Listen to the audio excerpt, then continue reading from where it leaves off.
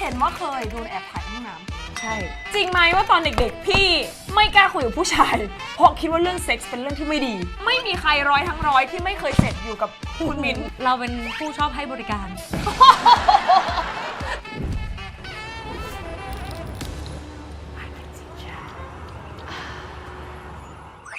Hello and welcome to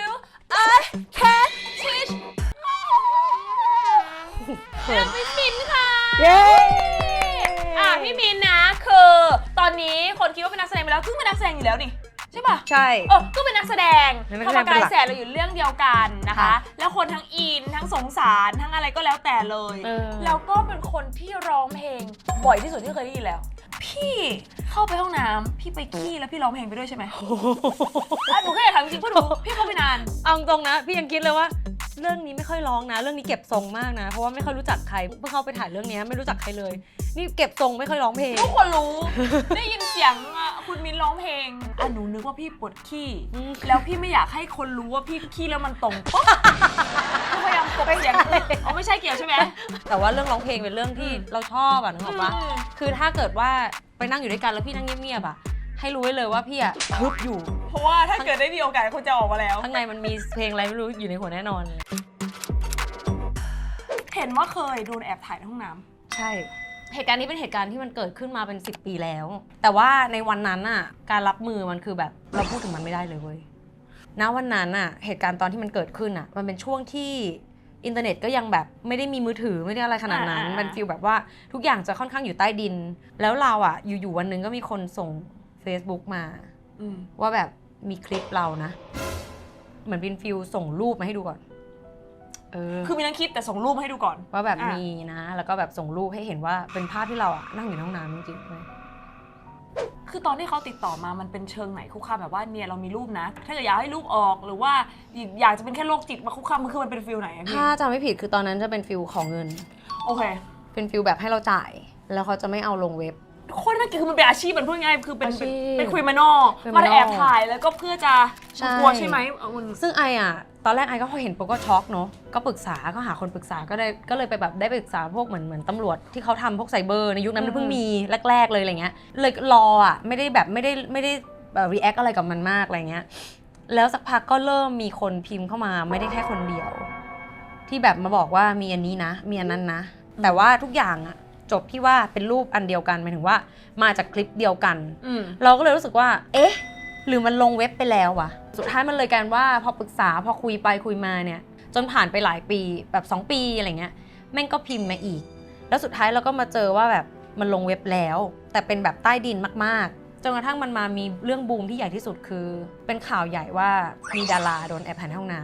ำประเด็นคือมันไม่ใช่เราคนเดียวเธอมีเป็น10เลยคือก่อนหน้านั้นผู้ใหญ่ทุกคนพูดกับเราแค่นี้ว่าอย่าไปเอาอะไรกับมันคือต้องแอบคุยกับตำรวจต้องอะไรเงี้ยเพราะว่าถ้าเราออกมาพูดแล้วเป็นประเด็นปั๊บมันจะรีบปล่อยเพราะว่าเป็นช่วงเวลาที่ขายของได้ดีที่สุดเข้าใจปะ อย่าเอากระแสไปให้เขา อย่าเอากระแสไปให้เขา อ่ะ เราก็เลยอยู่ในจุดที่แบบงั้นก็ทำได้แค่แพนิคอยู่ข้างในเว้ยเขามองเราปุ๊บในหัวเราแบบยิ่งถ้าเป็นผู้ชายเราจะกลัวจนกระทั่งพอมันมีข่าวแล้วยิ่งแบบถึงเวลาแล้วที่ทุกคนจะพูดถึงเรื่องนี้เหรอวะนึกออกปะแบบในหัวมันเข้าใจว่าถ้าวันนี้เป็นข่าวแล้วทุกคนรับรู้มันก็จะกลายเป็นกระแสของการไหนคลิปขอคลิปหน่อยนึกออกปะมันเผลอคิดไปว่าเราคือคนที่สร้างเรื่องนี้ให้เกิดขึ้นกับตัวเราเองคือเขาไม่เห็นว่าเราเป็นวิกทิมในเหตุการณ์นี้นะเว้ยเขาไม่เห็นว่าการที่เขาอยากรู้อยากดูอยากเห็นอยากแชร์ต่อเนี่ยเขากำลังเป็นอาชญากรไปด้วยกันเขาเป็นผู้สร้างให้ห่วงโซ่นี้มันเกิดขึ้นแล้วเขาไม่รู้ว่าอีกวันหนึ่งเขาหรือครอบครัวเขาคนที่เขารักอาจจะไปเป็นหนึ่งในผู้เสียหายก็ได้ประเด็นคือเขาเข้าใจว่าดาราเท่านั้นแหละที่จะโดนไม่จริงคือบางคนอาจจะคิดว่ามีแต่ผู้หญิงที่โดน no ผู้ชาย ตลาดมันมีหมดผู้ชายนี่ก็ยิ่งมีเลยซึ่งวันนี้อย่างเหตุการณ์เนี้ยเป็นเหตุการณ์ที่เลือกจะไม่พูดมาโดยตลอดพอรู้สึกว่ามันเสี่ยงที่คนก็จะกลับเข้าไปหากลับเข้าไปดูหรืออะไรแบบเนี้ยแต่วันนี้เหมือนกับเอาตรงๆเลยที่ทำรู้สึกว่ามีความกล้าจะพูดถึงเรื่องนี้มากขึ้นพอรู้สึกว่ากีนั้นไม่ได้อัปเดตแล้วนานแล้วหลาย10 ปีแล้วถ้าอยากดูว่าเรื่องของมึงเหอะอยากดูก็ดูไปอะไรอย่างเงี้ยกีเก่ามากกีนานมากแล้วมันเหมือนเรา came to peace กับสิ่งที่เราเจอแล้วถ้ามึงรู้สึกว่าการได้เห็นกีกูเนี่ยมันเป็นเรื่องที่ยิ่งใหญ่แล้วก็แบบภูมิใจแล้วก็แบบสร้างความสุขให้ชีวิตที่น่าอดสูนั้นได้ดูไปเลย ที่จะส่งเมสเซจออกไปให้ใครก็ได้ที่อยากระวังตัวมันจะเป็นยังไงบ้างที่เราสามารถทำให้มันดีขึ้นสังคมตรงนี้มันดีขึ้นในด้านนี้บ้างพี่ว่ามีอะไรโมเมนต์ไหนบ้างวันนี้ที่เทคโนโลยีมันวิ่งนั่นค่ะไปข้างหน้าขนาดเนี้ยเราห้ามไม่ได้เลยที่วันหนึ่งเราจะไปบังเอิญซวยอยู่ในห้องน้ำที่มีคนเอากล้องเล็กๆที่เรามองไม่เห็น เล็กกว่าเดิมอีกมันห้ามไม่ได้ถ้ามันซวยก็ซวยขออย่างเดียวที่ให้จำไว้เลยก็คือเราเป็นเหยื่อเป็นผู้เสียหายแต่เราไม่ใช่คนต้องรับผิดชอบมันเราไม่ผิดกับการกระทำที่เรากำลังทำอยู่ในขณะเดียวกันคนที่ไม่โดนแล้วคิดว่าวันหนึ่งกูไม่โดนแน่ๆแล้วยังมองเรื่องนี้เป็นเรื่องที่แบบเรื่องตลกอะเพราะมันไม่ใช่เรื่องที่เราโดนก็ให้รู้ไว้ว่าวันหนึ่งมันก็จะวนมาที่เราได้เช่นกันไอ้เรื่องห้ามอาชญากรอะเศร้าเหมือนกันแต่ว่านี่พยายามแล้วแบบผ่านกระบวนการทางกฎหมายแล้วอะมันทำอะไรได้ไม่เยอะจริงๆกฎหมายมันแบบมันไม่สามารถจะห้ามคนกระทำผิดได้มากพอมันไม่มีพลังมากพอในมุมนึง Fun fact วิธีการรับมือเมื่อถูกแบล็กเมลนอกจากจะต้องตั้งสติให้ได้แล้วอันดับแรกคือต้องเก็บหลักฐานจากฝั่งคนโพสต์หรือผู้เผยแพร่ให้ชัดเจนอีกทั้งยังต้องเก็บหลักฐานจากฝั่งคนที่แชร์ต่อด้วยเช่นกันเนื่องจากมีความผิดทั้งสองฝ่ายโดยรูปแบบของหลักฐานการข่มขู่รีดทรัพย์ที่สามารถนำไปแจ้งความได้จะเป็นได้ทั้งรูปแบบของข้อความภาพแชทสนทนาหรือรวมถึงคลิปเสียงต่อมาให้เราขอความช่วยเหลือจากผู้ใหญ่และรีบแจ้งความกับตำรวจเพื่อดำเนินคดีและสเต็ปสุดท้ายให้ทำการปิดกั้นการเข้าถึงจากคนร้ายทุกช่องทางการติดต่อโดยด่วนพี่มิ้นได้ข่าวว่ายูเป็นพลีเซอร์ไม่มีใคร100 ที่ไม่เคยเสร็จอยู่กับคุณมิ้นเปิดมาเวอร์ไหมเปิดมาเวอร์อันนี้เราเปิดไปแล้วตลกนะเราเป็นผู้ชอบให้บริการ ไม่แต่ว่าความจริงคือคิดว่ามันมาจากฐานความเป็น people pleaser เราชินกับการที่คิดว่าเราต้องทำให้อีกฝ่ายมีความสุขพึงพอใจถึงจะทำให้ทุกอย่างมันราบรื่นทีนี้พอมันมาอยู่ในพาร์ทของเซ็กซ์อะแล้วเรามันดันเก่งนี่คือขิงหรือเล่าเรื่องว่างงนี่เป็นเหตุผลหนึ่งที่ทำให้การแสดงมันผ่านพ้นมาทำงานตรงนี้ได้อะเพราะว่าเราชอบวิเคราะห์เรามีสกิลหนึ่งที่เราแบบเก่งขึ้นมาก็คือสกิลในการรับรู้ energy in the room อะใครกำลังเป็นยังไงต้องการอะไรคนนี้เสียใจทุกข์ใจอะไรไหมเราจะคอยสังเกตสังกาอารมณ์คนอื่นเพราะฉะนั้นณโมเมนต์ที่เรากำลังตั้มกันอยู่เนี่ยเราจะเห็นเลยว่าเขาจะรู้สึกยังไงอยู่เขาไปถึงไหนแล้วสิ่งที่คุณต้องแลกไปกับการเป็น people pleaser อะในเรื่องของเซ็กอะตัวเราก็เลยไม่ได้สำคัญรู้สึกปลอดภัยกว่าถ้าฉันจะคิดถึงความรู้สึกคนอื่นก่อนของฉันเดี๋ยวฉันค่อยจัดการเองแต่สุดท้ายอะพอยิ่งโตอะก็ยิ่งเรียนรู้ว่าแบบคือถ้าไปเจอคนที่เขาคิดถึงเราแคร์เราอะเราโชคดีเนอะแต่ถ้าเราไปเจอคนที่เขายิ่งเห็นอย่างนี้ยิ่ง take advantage อะเราจะยิ่งเราจะยิ่งไป please เขาแล้วเราก็ตัวเองก็จะเล็กลงแล้วเราก็จะหายใจไม่ออกไปเรื่อยๆคือถึงจุดที่พอเราหายใจไม่ออกไม่ไหวสุดๆแล้วเราก็หนีออกมาหรือจากสถานการณ์นั้นหรืออะไรอย่างเงี้ยเพราะฉะนั้นการเป็น people pleaser มันแบบพอวันที่เราโตถึงจุดหนึ่งอะที่เราได้เจอความสัมพันธ์หลายๆรูปแบบอะเราเรียนรู้แล้วว่ามันเป็นคาแรคเตอร์ของตัวเองที่อันตรายกับเรามากแล้วยิ่งถ้าเราเจอคนที่เขารักเรานะอยู่แล้วเรายังเป็น people pleaser อยู่อะมันจะกลายเป็นว่าแม้แต่คนที่เขาอยู่ข้างๆเราอะเขาก็น่าสงสารเขาไม่ได้มีโอกาสได้เรียนรู้จักเราจริงๆแล้วเราก็จะไม่ได้ฝึกสกิลในการพูดออกมาตรงๆว่าไม่ชอบแบบนี้เลยอยากได้แบบนั้นเพื่อบางทีเขารักเราเขาก็อยากให้เราบ้างแต่เรามัวแต่ please เขาจนมันไม่มีความบาลานซ์ในความสัมพันธ์ใช่แล้วกลายเป็นว่าเขาอุตส่าห์รักเรานะเขาตั้งใจจะอยากรักเรานะแต่เขาเลิกกับเราไปเขายังไม่รู้เลยต้องการอะไรเพราะว่าเราไม่เคยเผยตัวตนจริงๆให้เขาได้รู้จักอะไรแบบนี้ Oh my god ดี Fun fact People pleaser คืออะไรมีข้อเสียอะไรบ้าง People pleaser คือคนที่พยายามจะทำให้ผู้อื่นพึงพอใจ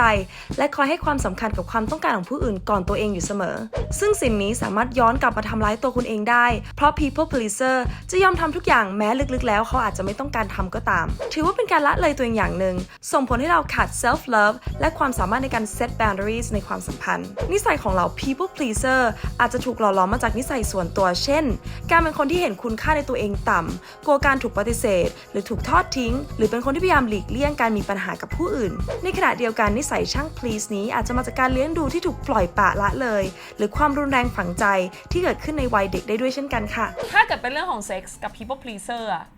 ระหว่างสมมติพี่ตำอยู่อะพี่ please ยังไงอะเรารู้ว่าท่าทางเราที่จะกระตุ้นให้เขารู้สึกเสียวตื่นเต้นเขาแสดง fake orgasm ไหมfake อยู่แล้วฉันจะบอกว่าขนาดฉันไม่เป็น people pleaser ขนาดนั้นนะฉันยังเคยทำเราไม่ต้องพูดถึง orgasm ก่อนก็ได้นะแค่เวลาเราจะแบบมีเซ็กส์กันอะมันต้องมีพาร์ทของสกิลการแสดงอยู่นะในนั้นนะเว้ย ยิ่งในพื้นที่ของความว่าออร์แกซึมอะมนุษย์เรามันไม่ได้ถูกสร้างมาเหมือนกันไม่ใช่ว่าผู้หญิงทุกคนจะไม่ค่อยไปถึงจุดสุดยอดมันไม่ใช่ แต่ถ้าการที่เราเฟกออร์แกซึมแล้วทำให้เขาเสร็จก็วินวินอะมันไม่วินตรงไหนในความรู้สึกของเรานะเพราะเราอะอยากให้เขาแฮปปี้แล้วเรามีแฮปปี้กับสิ่งที่เขาแฮปปี้ ใช่ แต่ระหว่างทางอะเราอาจจะไม่ได้เอนจอยเท่ากันหรือในแบบเดียวกันคนละแบบมาคนละทางประเด็นคือแล้วคำถามคือทำไมไม่รอไม่ทำให้จนตัวเองออร์แกซึมจริงล่ะเพราะทุกคนไม่เหมือนกันอะร่างกายแต่ละคนไม่เหมือนกันอะเอาลึกๆแล้วอะไม่ใช่คนที่มีความ sexually active ขนาดนั้น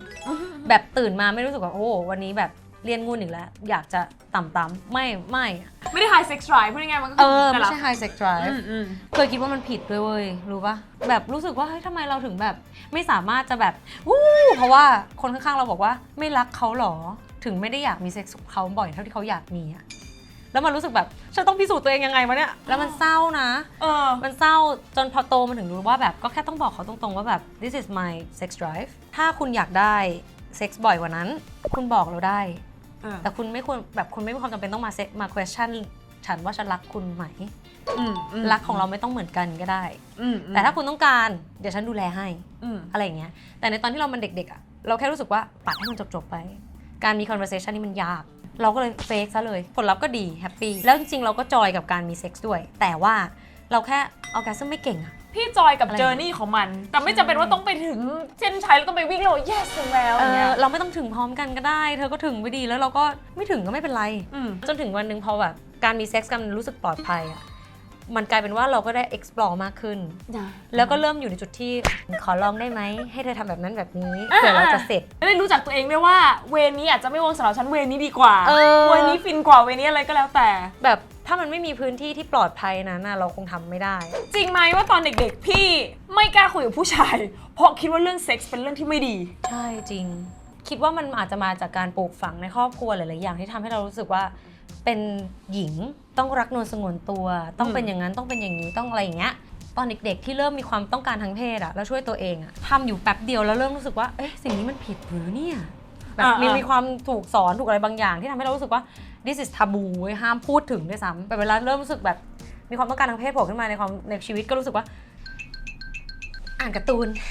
พยายามหาอย่างอื่นทำ distract ตัวเอง distract ตัวเองกับเรื่องเพื่อนผู้ชายไม่ใช่ว่าผู้ชายมาคุยด้วยเยอะนะถ้าเป็นเพศตรงข้ามปุ๊บเราจะแบบคือไม่เห็น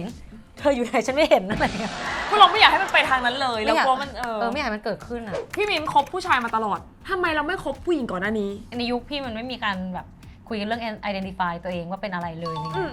คือลึกๆก็โตมากับการถูกปลูกฝังให้เป็นผู้หญิงคนหนึ่งที่วันหนึ่งต้องมีผู้ชายแต่งงานแล้วก็มีครอบครัวเราเลยไม่ได้อยู่ในจุดแบบเจอผู้หญิงแล้วคิดว่ามันไปได้เลยเว้ยโอเคแต่รู้ว่าตัวเองมีความรู้สึกดีต่อคนตรงข้ามที่เป็นเพศอะไรก็ได้ยิ่งผ่านความสัมพันธ์มายิ่งเรียนรู้ว่าความรักไม่ได้ต้องเกิดมาจากไทป์ใดไทป์หนึ่งถ้ามันเป็น2วิญญาณที่มันเข้ากันได้มันเข้ากันได้จบแล้วมาเจอวิญญาณนี้ได้ไงคะวิญญาณตัวซิลตัวนี้อันนี้เป็นพรหมลิขิตอะค่ะโอ้ค่ะกับซิลอะมันมาเจอกันในวันที่ฝนเพลงเหรอร้องเพลงเหรอเอาเจอกันยังไงคะมันเจอกันในสถานการณ์ที่เราไม่ได้คาดหวังว่าเราจะมาจีบกันแต่ว่าพอไปเจอกันแล้วเราส่งสายตาไปเราเห็นว่าเขามีสายตาบางอย่างที่มันสนใจพอเขาดูสนใจเราสนใจเลยเพราะเราสนใจเขาอยู่แล้วนึกออกปะโอเคคือกับซิวพี่ไม่ได้เป็นแบบรู้จักกันมาก่อนเป็นฟิลแบบเคยเห็นออนไลน์แล้วก็รู้สึกคนนี้เท่เนาะอะไรเงี้ยแต่ไม่ได้รู้สึกทางเพศในแง่ว่าแบบคนนี้แหละไม่ได้คิดทางชู้สาวไม่ได้คิดว่าเราจะต้องเป็นแฟนกันเว้ยแต่รู้สึกว่าชอบเขา as a person ก่อน as a person ใช่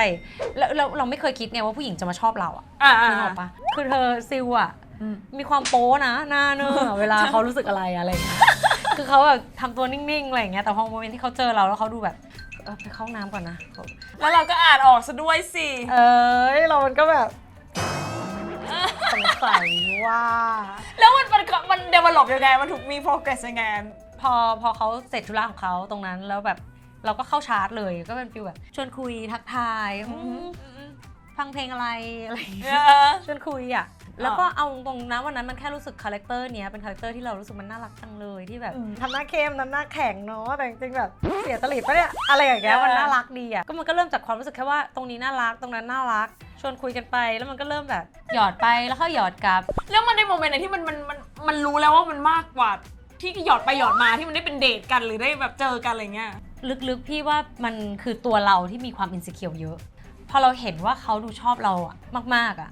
เราก็เลยพร้อมลีดในพื้นที่หนึ่งเราก็จะแบบไปกินข้าวกันไหม